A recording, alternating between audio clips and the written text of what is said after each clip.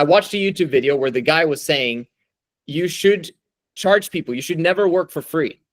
And he was talking about you should never work for free. You should always charge anyone that you're targeting online. Like if you have a target avatar, whenever they ask you what your price is, never work for free. You should say, I work for this amount. And if they are not willing to give it to you, just talk to more people, because you will always eventually find someone who has a strong pain point and you can come in there and help them.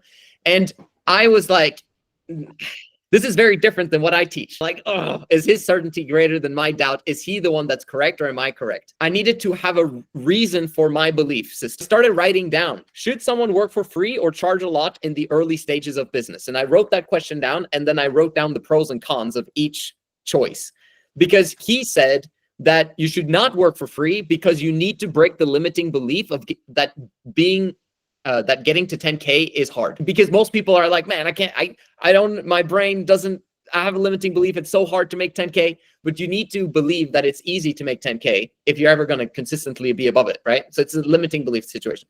So I wrote down, if you charge a lot, this is what's going to happen. One, you have to talk to a lot of people. So that is the con, because you're not going to find people that are willing to pay you a lot, because you sound like you don't know what you're doing, because in the beginning, you don't, right? Number two, you have to fake it till you make it.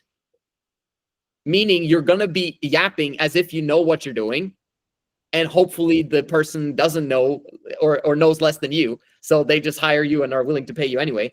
And that one is hard to be ethical, because you have to overpromise, because you're very likely to underdeliver. Actually scamming in the beginning of your journey. Now, you might be very ethical and moral, but and you somehow manage to deliver what you said you were going to deliver, but the chances of that is very low, because you don't know what you're doing. And if you're charging $1,000, $2,000 a month for a service, it's like, you can, is it scammy? Maybe it is scammy, not like, because you could manage to pull through, but that means that you have to do more than what you thought you were capable of.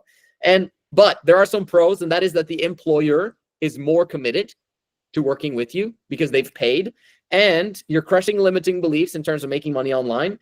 But there's another con, and that is that it's a high turnover, meaning you lose a lot of clients once you're found out.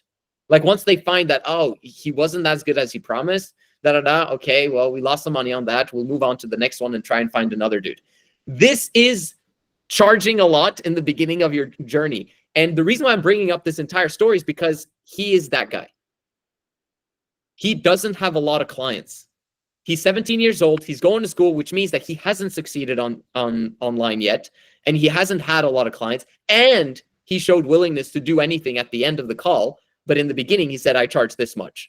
So he is taking the advice from YouTubers and influencers saying that you need to charge a lot and don't ever work for free. You actually managed to bring him down to reality and say, hey, if you want clients long-term, we have a community that's expanding. If you do a fantastic job, then there's potential on the back end. And you said all those things that I've told you to tell people that, so that they understand the potential.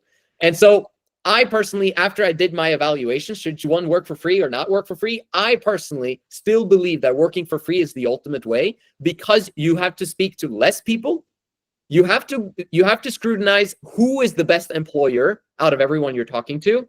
And you have to talk to a lot of people, so you have multiple employers possible, and then pick the best out of all of them that's more likely to pay you the fastest as a result of you doing a fantastic job. And then you just have to massively do a great job. It's kind of like what you've done, right?